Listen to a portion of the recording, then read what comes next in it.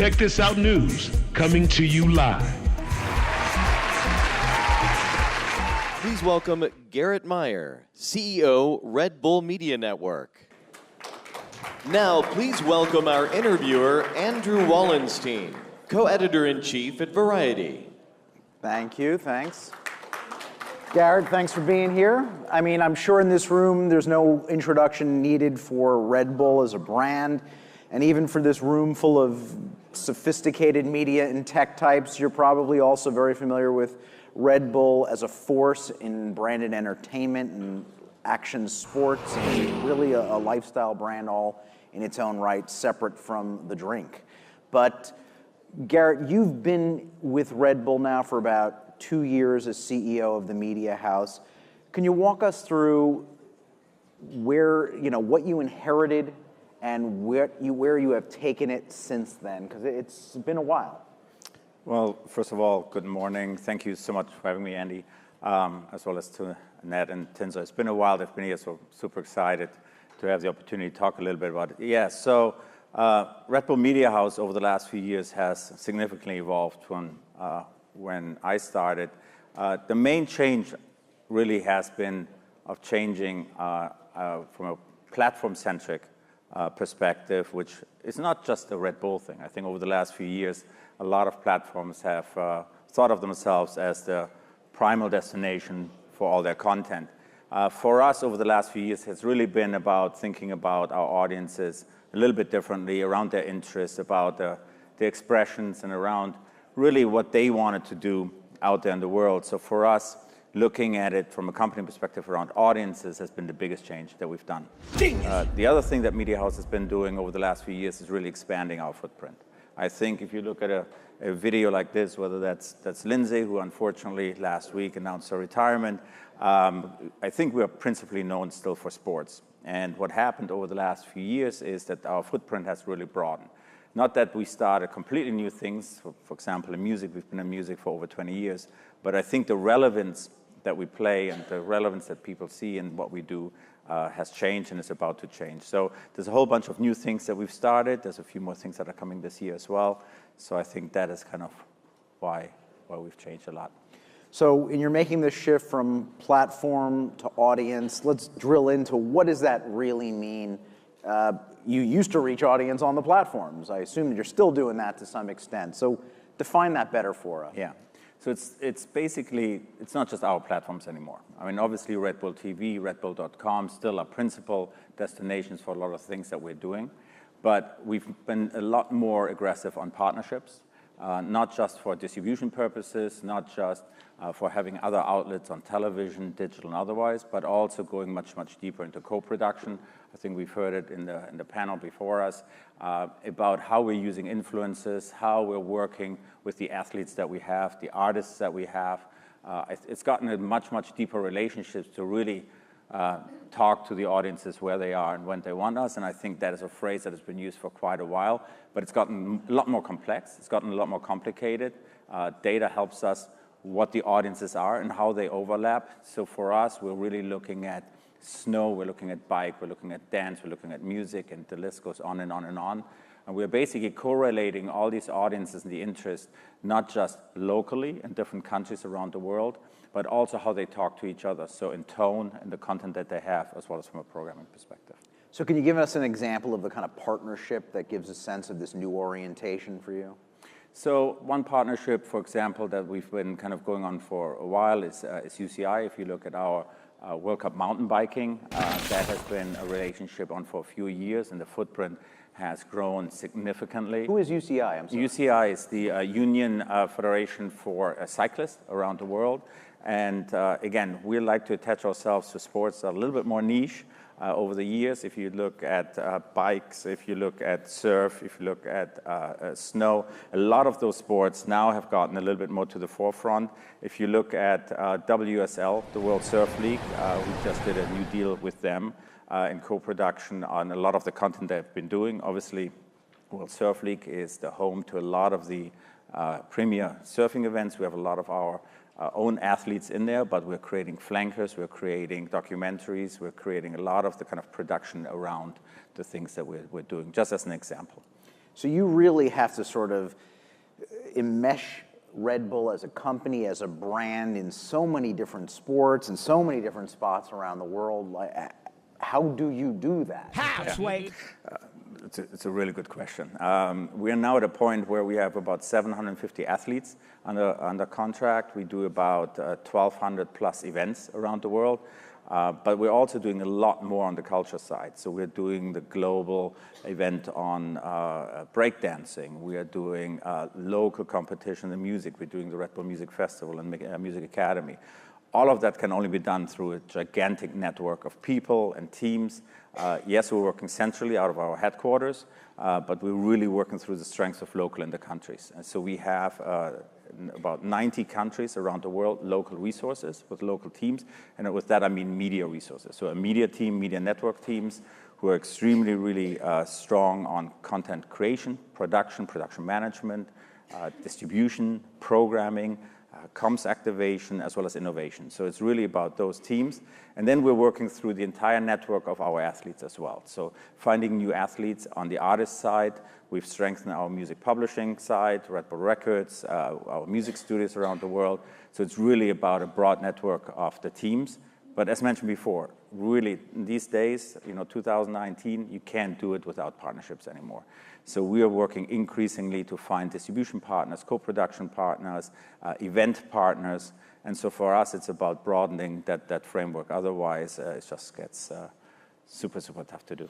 I mean, it's a little different than when I think when you think about from a Red Bull branded entertainment historical perspective, and you think about things that went on, 4 or 5 years ago, no one could forget, the Stratus drop, the guy jumping from, I don't know, outer space. Maybe it was a diving board on Mars and he went into the Earth, something like that. That's a good idea, by the way. Don't steal that. Do not steal that. Why are we not funding this? First heard here. No official announcement. But are we going to see more of that kind of thing, or is that something that's part of the old orientation? No. Stratus is unique. I mean, the idea of Stratus the idea was like 10 years in the making. I think the actual production and preparation was 7 years in the making. And what Felix did, and Felix is still doing great things, but once you jump and do what Felix did, it's really, really hard to replicate that. But on the other hand, a couple of years ago, actually last year, we had Door in the Sky. Different kind of ideas, but two guys jumping off a mountain. Instead, most people jump off a plane and onto Earth. These two guys decided to jump off a mountain and into a flying plane. So that was interesting, right? That's that kind of sparks curiosity, and obviously content pieces like that that haven't been done before, which are not just kind of crazy stunts. They require unbelievable amount of preparation, physics and calculations, and of course a lot of courage. So for those two guys to do what they've done, and that is still of big interest. I mean, that video got about 260 million views. So I don't think it's that we're done with what Stratus did. But Stratus, those are kind of I don't want to say once in a lifetime. We are working on projects that we feel can come close. Obviously, space is always close to our heart. We have certain experience with space. And this is a big space year, obviously, with 50th anniversary of the moon landing. But we're not just restricted to space and sky and otherwise. So I think for us, it is about continuing engagement. I think what has gotten harder and harder is that for people to really be captivated, to really be engaged, it's not just about the one-off anymore. Unfortunately, there's not so much content out there. I mean, or fortunately, depending on the perspective, but is that to grab the attention, and I think that was just kind of mentioned, to grab the attention and to create the relevance that you really want out there, it gets harder and harder. So for us, it's about creating ongoing engagement, and from a media house perspective, it's really about our athletes, it's about our artists, it's about our events, and giving those people who really have great ideas, the wings that they deserve to kind of make it happen. I see what you did there with the wings. You like the wings thing? Giving the wings? Speaking of which, I mean, there seems to be varying schools of thought in branded entertainment about how you insert your brand into this. Sometimes it's a very light touch to the point where you're not sure why you're watching this. And other times it could be a little too much. Has that evolved? I mean, I assume we're going to see a Red Bull logo in everything that we're doing, but do you have sort of a strategic take on how that's best done? Yeah, I mean, first of all, I don't think you will see a logo in everything that we do. You know, if you look, for example, our latest feature film that has been doing really well, that we premiered last year at South by Southwest, and that just had a PGA nomination a couple of weeks ago, The Dawn Wall.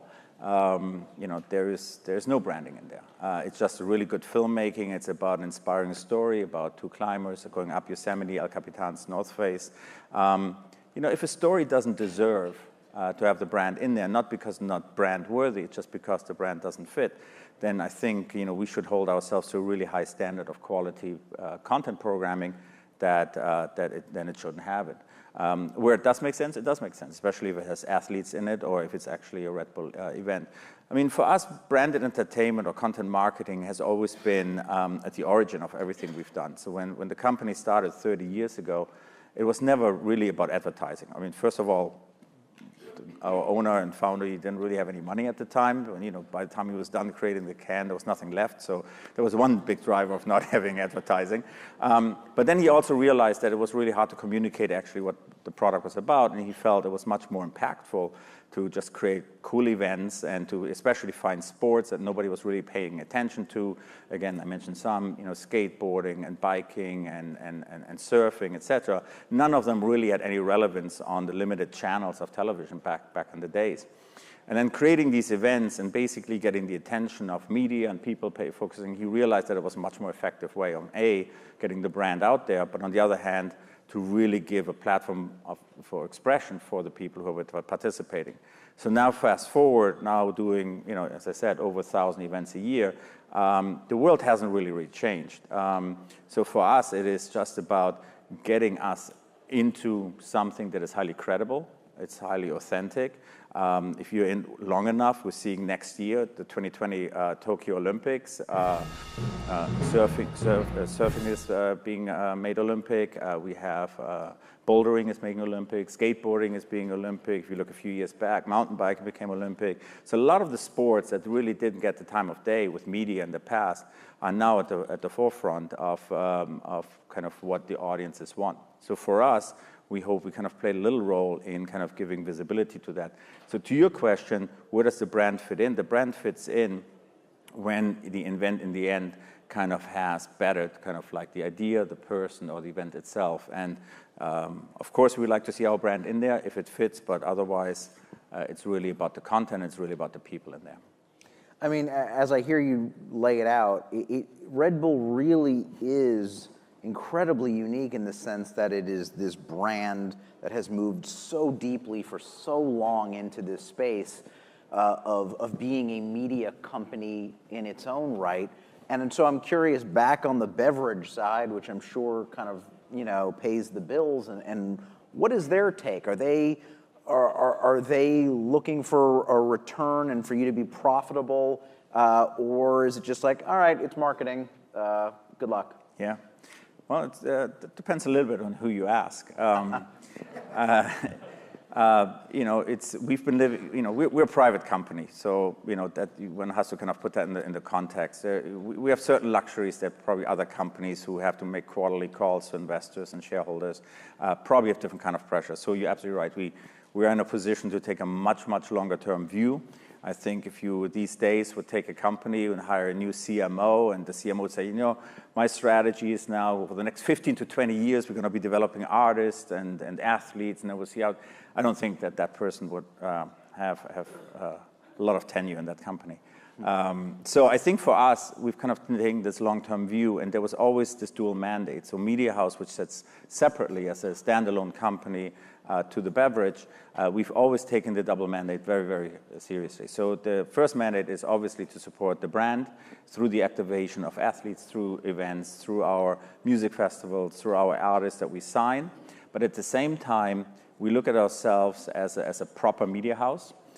To be a proper media house in the world of almost unlimited funding, I think it was just kind of again said in the last panel and also by Ned earlier, there's a multi-billion-dollar business. If Netflix can spend $12 billion in content alone, followed by Amazon and their numbers, there's a lot of competition. There's competition for producers, there's competition for writers, for directors, production facilities in general. So for us, we've always kind of put a lot of emphasis on that, we're not, a little media group that basically focuses on driving commercials. For us, it was about creating really, really high quality content, engaging content that audiences love, whether that's video, that's audio, that's text, that's photo. And so for us, it is really important to attract the best people to work for the media house. And so creating quality content, branded or not branded, is just part of the equation, and we truly believe it is part of the equation to grow the brand and the company overall, and that is universally accepted as part of the DNA internally. So there's no one in the company who really kind of questions what it is we do. They also know that it is to the benefit of the greater good. Again, the greater good not just being the brand, but also the things that we touch. We want to remind you to please like our Facebook page if you haven't already. When you join, you'll be able to receive weekly updated news and events, live video messages, and most importantly, you'll be able to interact with tons of people just like you. So go on that button on top of your Facebook page and give it a click, or interact with us on Instagram. Without each and every one of you, Tech This Out would not exist. We couldn't do it without you. Make sure to repost and share different things you see on our page. The more you share, the better. Be sure to watch previous shows on our YouTube channel, and please subscribe so that you can be notified when we post new content. We really want to connect and hear from you, so please don't hesitate to message us. And to find us online, please go to Tech This Out America on Facebook, Tech This Out on YouTube, Twitter, and all social media platforms. Get whole scope at techthisoutnews.com. We connect the streets. I mean, I just can't get over the notion, though, that you even have the option of doing branded or not branded. You talked about being in the film business. So are you there for any marketing reason whatsoever, or do you actually look at the film business as like, all right, no, we're just going to make money here, and whether people get a brand lift or not, so what? Yeah. No, we like making money. Security bad. Making money is a good thing. Pays for a lot of things that you want to do. It comes back to the point of authenticity. We're not the first brand that is out in the market that tries to do branded content. I'm not going to name any names, but we all know that everyone is establishing, doing all kind of being involved in. If you watch some of the Super Bowl spots last night, a lot of them ended with, and now watch all stories on .com. A lot of people are kind of trying to go into storytelling. They're trying to extend their brand beyond the just kind of cute little narrative that they kind of put into the 30 seconds for which they pay a lot of money. We purposefully always stayed away from that. You will never see us take a Super Bowl ad. You will never see big billboards taken out or taking other commercials. So for us, it is really, really important taking really authentic narratives that people love and engaging with. And what we found over the years is that if that gets too smothered with brands in a context that doesn't make sense, especially the young consumers just, they tune out. They're not watching it, they don't believe you, especially if it's a long-term strategy. So for us, it always goes back to if it makes sense, if it's one of our events, then people will accept the fact that there's branded in there, and we're not the only ones who do events. Any sports you watch, you can pick it. I mean, there was a lot of advertising of branded entertainment yesterday in the Super Bowl, right? So people still watch it because they come to accept it. If they come to accept it, it's legit. If they don't expect it, or it's just a story or a narrative, I'll give you an example. We've had a movie last year which won an Emmy called The Blood Road, which was an extremely engaging story of one of our extreme endurance biker out in Vietnam making the trail, the Ho Chi Minh Trail up. If that thing would be full of Red Bull cans and branding, etc., it would absolutely take away from the extremely emotional narrative of that story. It makes a very good feature film. It doesn't make a good commercial. So for us, we need to kind of keep that balance in check. And more recently, you guys have moved into the music business as well, which to me, film and TV seems more intuitive from a marketing perspective. Music, I don't get at all, so explain. Well, first of all, music is a lot of fun. That is true, but we're not here for fun. We're here for money. No. I said money is good. I don't mind the money, but we're not here for the money. I think you need to start with the passion, and we're not new to music. Actually, last year we celebrated our 20th anniversary of the Music Academy. that we're doing globally, and we've had Red Bull Records for a while. I think it is more about growing our relevance in music. So what I mean with that is if you go out in the streets or ask any one of you ahead of this panel, when I would say, hey, what do you know Red Bull for? It would have been Stratos, yes, it would have been jumping, and then it would be crazy flips off a mountain or kind of crazy snowboarding. I think that is generally, that kind of stuff, maybe kind of being up on a mountain ledge. But you would say, hey, music, wasn't so far, aware that we're in music. So I think it is not so much that we're new to music, but I think we have not done everything we could to grow our relevance in music. So strengthening what we already have with Red Bull Records. Last year, we absolutely started doubling down on music publishing and signing a significant number of artists. Excited that through one of our writers, we have a nomination for this weekend for the Grammys. We've had already now for a while about 10 recording studios around the world that we've been using for artists to kind of have an opportunity to do what they love doing best. Music festivals are not new. For those who come from LA, 30 Days in LA has been kind of a staple of the music programming over the last few years. But again, the relevance is not quite the same that we've had or wished for over the last few years. And so we're going to be doubling down on the music side. That's true. Got it. And I think powering all these media that you're involved in, I was impressed to look at the numbers of how strong Red Bull is socially. Talk a bit about what the strategy is there. Well, social is a natural now digital extension for a lot of the influencer programs we've done before. Influencer were really kind of spoken about from a digital perspective. Again, if you do what we do for the last 30 years plus, and you've had the number of artists and athletes kind of coming through, you have a lot of influential people out there talking about the brand. What people need to understand is that when we engage with athletes specifically, we don't go when they're successful. Don't want to pick on any specific athlete, but let's take a bit. We have LeBron James. LeBron James, he knows how to shoot hoops. He's quite successful lately. And we would not go in now and say, hey, we need to be associated with LeBron James. We have nothing to do with LeBron James' success. So for us, it's really important to get in with athletes really, really early on. We had the example of Lindsey Vonn earlier. Lindsey has been with us since she's 12 years old. So obviously, we've been a really big part of her career, and she's been a big part of our lives. So for us, that creates an extremely emotional kind of connection. So if you do this consistently, and you do this for a long period of time, and since we are actually sponsoring very little things, we do a lot of events, we own a lot of the assets that we do, but we sponsor actually very, very little. So what comes to pass is like when you have really big athletes, and now they've broken, if you take, like a Blake Griffin, for example, if you take an Anthony Davis, for example, there comes a point when the really big sponsors step in, the ones with the really big checks. That's when we step back, and we allow our athletes, or the same with the artists, then to have their wings and kind of collect the rewards that they should, because they're very successful.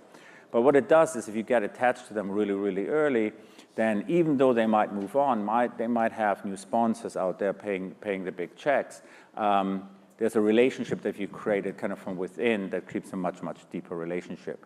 They have, and always have over the years, always spoken extremely favorable about the brand. We're now translating that to digital, as everyone else does, but we do it a little bit differently compared to brands who might step in late in the game to just get brand exposure.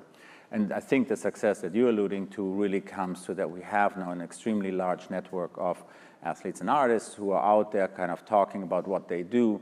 And since we as a brand have been kind of native into their lifestyles, we see a natural currency that kind of comes out of there. And but that doesn't mean that we don't supplement it with people in addition. In the last panel, there was a lot of conversation about Ninja. I think we actually had a picture up there. We signed Ninja last year as one of our gaming athletes.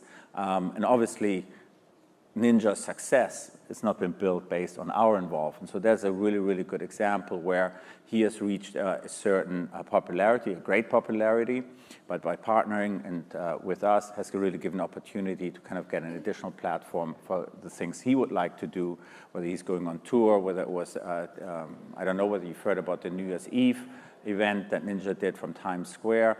That's an event that we provided a platform of expression for him to do. So it's kind of like that on the social side has really allowed us from a brand and from an athlete perspective. But again, it's never really about us. It's really about the athletes, about the events. And so that, I think, makes it successful because it gives them a platform for expression. In this streaming crazy world that we're operating in right now, what is the Red Bull strategy? Because, you can be out there with your own brands, whether it's as an app on an OTT platform or a YouTube channel, but then, there's plenty of existing non-Red Bull branded places for you guys to put your shows as well. Is it just about being everywhere, or is there a tilt to your strategy right now? I don't think we want to be everywhere. I think we want to be everywhere where it's relevant. Once you start looking, and we as a company have never looked at demographics, which is a more kind of current way for people to look at it. We always looked at it from now an audience perspective. So if we know that there's an inherent destination for an audience, right? We know where the surf audience is. Where does the music, where does the hip hop?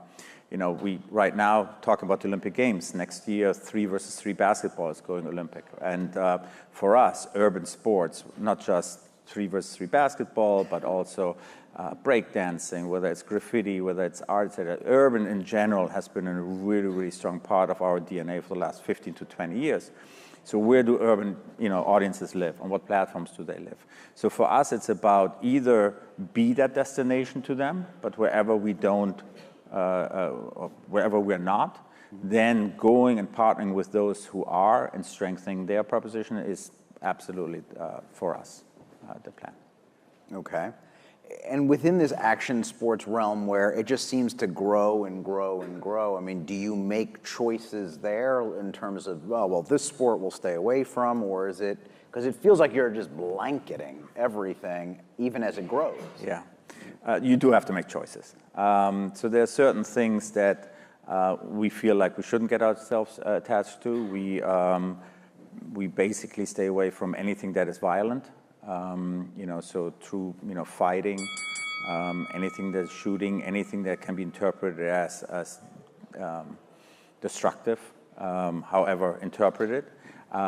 We stay away from anything that politicizes. Not that you can't be political, it's just we're not taking a political side. So for example for that is Batalla de los Gallos, is our rap, currently Spanish. We're doing it in other languages as well, but it's currently our most popular Spanish rap battle format. We don't censor what is being said. It's a platform for expression, so we do that. It's been proven very, very successful, but we wouldn't kind of speak with the same language ourselves. So, but you do have to narrow. So kind of like where we kind of draw, it's like we don't do a lot of team sports.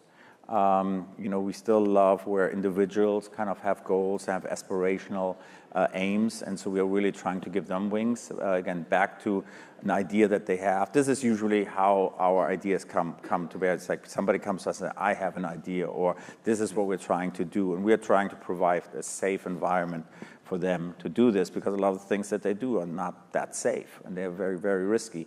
So for us, it is about them having the opportunity to do it in the most positive way. But there are things that we don't do, but very few. Got it. And Red Bull is obviously a very global company. The headquarters are in Austria. But I obviously don't have a sense, me being stuck here in the US, of how, obviously Red Bull is a huge brand here. Are you comfortable with your profile on the rest of the continents, or are you everywhere on Asia right now and we don't know it? Or I'm just curious to get your sense of the world.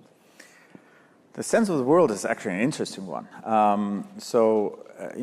Given my personal background, I've been involved with digital and how digital evolved for quite a while. And for me, when really digital came came to its own terms, it was not really about the globalization aspect of digital. For me, the greatest power of digital is actually the localization aspect.